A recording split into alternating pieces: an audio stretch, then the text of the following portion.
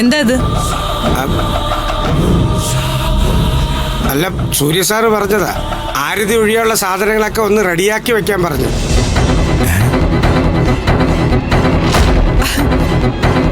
ഇത്രയും നേരിടാൻ പോകുന്നതിന് മുമ്പ് ആത്മധൈര്യത്തിനുള്ള പൂജയായിരിക്കും.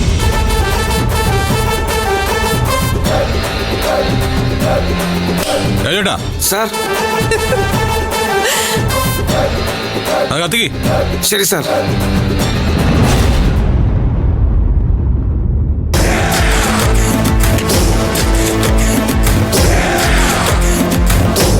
എന്താ പറഞ്ഞത്? മിത്രയെ നേരിടാൻ ആത്മധൈര്യത്തിനുള്ള പൂജ അല്ലേ?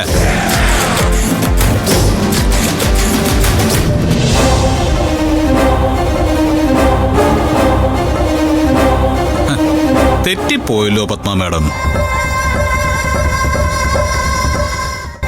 ഈ പാടത്തെഴഞ്ഞു നടക്കുന്ന ഒട്ടും വിഷമില്ലാത്ത ഈ നീർക്കോലി പാമ്പില്ലേ, അതിലൊരെണ്ണം വന്ന് പത്മ മാഡത്തിന്റെ പകരം ആ സീറ്റിൽ കയറിയിരുന്നാല് അതിനെ ഞാനങ്ങ് പേടിക്കുമെന്ന് കരുതിയോ? സൂര്യ ആൺകുട്ടിയാ, ആരാണ് പേടിക്കാൻ പോകുന്നതെന്ന് ഞാൻ ഇന്ന് തന്നെ ബോധ്യപ്പെടുത്തി തരാം.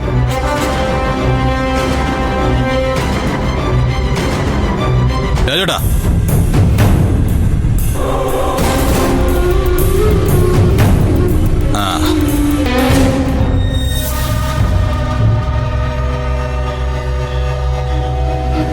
നന്ദിനി വാ. എന്തിനാ സാർ? താനൊന്നും ഇങ്ങോട്ട് വന്നേ. എവിടേക്ക് വാ.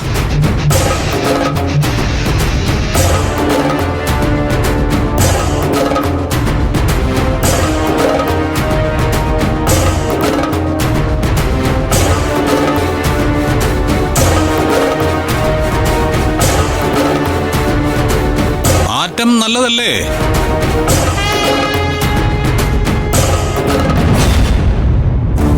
ഇന്നു മുതൽ കമ്പനിയിൽ എന്റെ സീറ്റിൽ ഇരിക്കാൻ പോകുന്നത് ഈ നിൽക്കുന്ന എന്റെ ഭാര്യ നന്ദിനിയാണ്.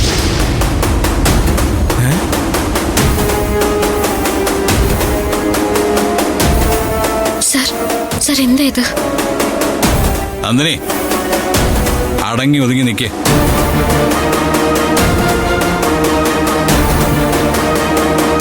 അർഹതയുള്ള അംഗീകാര നിനക്ക് ഈ കിട്ടുന്നത്.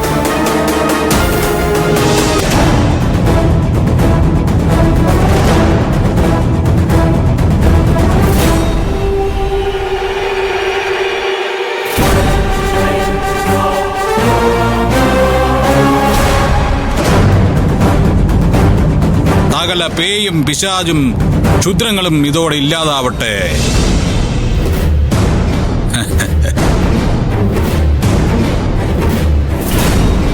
രാജുവേട്ടാ,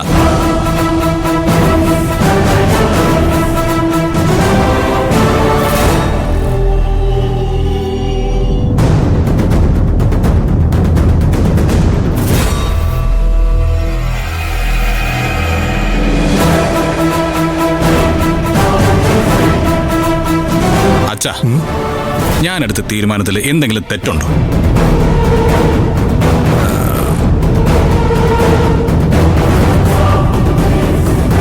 ഒരു തെറ്റുമില്ല. യെസ്. നന്ദിനി, അച്ഛന്റെ അനുഗ്രഹം വാങ്ങിക്കേ. ഓ, മോളെ, നിനക്ക് വേണ്ടി ഇവൻ എടുക്കുന്ന തീരുമാനമൊക്കെ ശരിയാ. കൂടെ ചെല്ല്. അതൊന്നും വേണ്ട. അപ്പോ പത്മാമേടത്തിന്റെ പകരക്കാരിയെ എന്റെ പകരക്കാരി സ്വീകരിക്കും. നന്ദിനി, വാ പോവാം. അച്ഛാ,